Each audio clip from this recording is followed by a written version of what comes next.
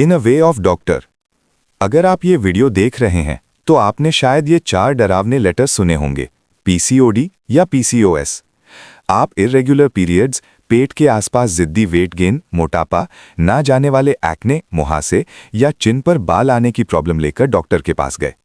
उन्होंने अल्ट्रासाउंड किया, आपकी ओवरीज पर कुछ सिस्ट्स देखे और आपको स्टैंडर्ड डायग्नोसिस दे दिया। और फिर 10 में से 9 बार उन्होंने आपको स्टैंडर्ड सोल्यूशन दिया, बर्थ कंट्रोल पिल, और एडवाइस की बस थोड़ा वेट लूज कर लो। लेकिन अंदर ही अंदर आप जानते हैं कि यह सही नहीं लग रहा है। जबरदस्ती ब्लीड करवाने के लिए पिल लेना हीलिंग नहीं लगता, और जब आपकी बॉडी ही आपके खिलाफ लड़ रही हो तो वेट लूज करने की कोशिश करना इम्पॉसिबल सा लगता है। अगर ये आपकी कहानी है तो मैं चाहता हूं आप एक इंपॉर्टेंट बात जानें। आपको गलत बीमारी के लिए ट्रीट किया गया है। आज हम पीसीओडी की पुरानी डेफिनेशन को तोड़ने वाले हैं। मैं आपको प्रूव करूंगा कि पीसीओडी कोई एक बीमारी नहीं है और आपकी ओवरीज मुजरिम नहीं है, वो सिर्फ शिकार हैं। मॉडर्न मेडिसिन पीसीओडी के साथ जो सबसे बड़ी गलती करती है वो उसके नाम में ही है, पॉलीसिस्टिक ओवेरियन डिजीज। इससे आपको लगता है कि प्रॉब्लम ओवरीज में शुरू और खत्म होती है। ऐसा नहीं है। पीसीओडी एक सिंड्रोम है। सिंड्रोम का मतलब है लक्षणों यानी सिम्टम्स का एक कलेक्शन, जो बिल्कुल अलग अलग रूट इश्यूज की वजह से हो सकता है। पीसीओडी वाली सभी औरतों को एक ही तरह से ट्रीट करना वैसा ही है जैसे फ्लैट टायर, डेड इंजन और टूटे हुए विंडशील्ड को एक ही टूल से ठीक करने की कोशिश करना। ये काम नहीं करता। फंक्शनल मेडिसिन में हम जनरली पीसीओडी के 4 मेन टाइप्स या रूट कॉजेज देखते हैं। नंबर 1, पोस्ट पिल पीसीओडी, जो सिंथेटिक हार्मोन्स छोड़ने के बाद होता है।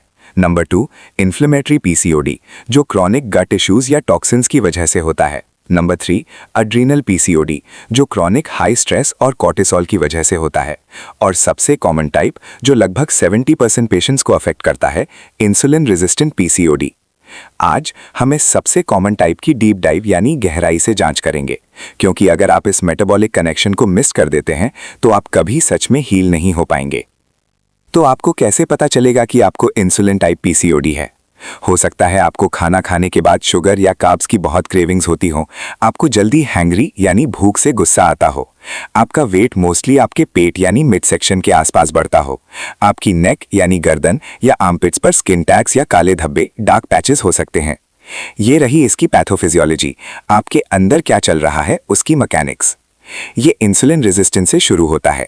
डाइट, लाइफस्टाइल, स्ट्रेस या जेनेटिक्स की वजह से आपकी बॉडी के सेल्स इंसुलिन हार्मोन की बात सुनना बंद कर देते हैं। इंसुलिन का काम है सेल के दरवाजे पर नॉक करना और एनर्जी के लिए शुगर को अंदर आने देना। जब सेल्स रेजिस्ट करते हैं तो आपका पैनक्रियास पैनिक करने लगता है। वो सोचता है मुझे और जोर से चिल्लाना पड़ेगा, इसलिए वो आपके ब्लड स्ट्रीम में भारी मात्रा में इंसुलिन पंप करता है। अब आपको हाइपर इंसुलिनीमिया यानी बहुत ज्यादा इंसुलिन हो गया है। अब यहां आता है एक ट्रैजिक ट्विस्ट। आपके मसल सेल्स शायद इंसुलिन को इग्नोर कर रहे होंगे, लेकिन आपकी ओवरीज इसके प्रति हाईली सेंसिटिव होती हैं। जब इंसुलिन की वो मैसिव वेव ओवरीज से टकराती है तो वो एक अग्रेसिव बुली यानी गुंडे की तरह एक्ट करती है। वो ओवेरियन टिश्यू पर चिल्लाती है एक ही काम करने के लिए, टेस्टोस्टेरोन प्रोड्यूस करो।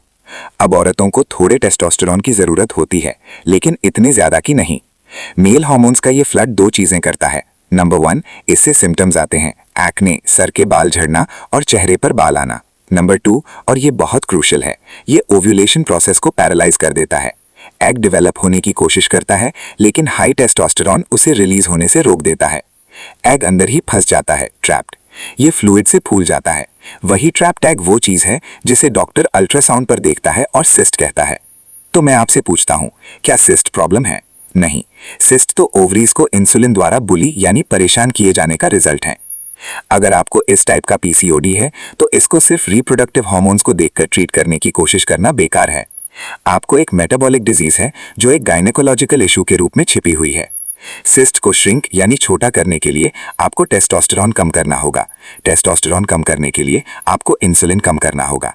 स्माइल हीलिंग एकेडमी में हमारा प्रोटोकॉल मल्टी लेयर्ड है। हम ग्लाइसेमिक लोड को कम करने के लिए फंक्शनल न्यूट्रिशन का यूज करते हैं।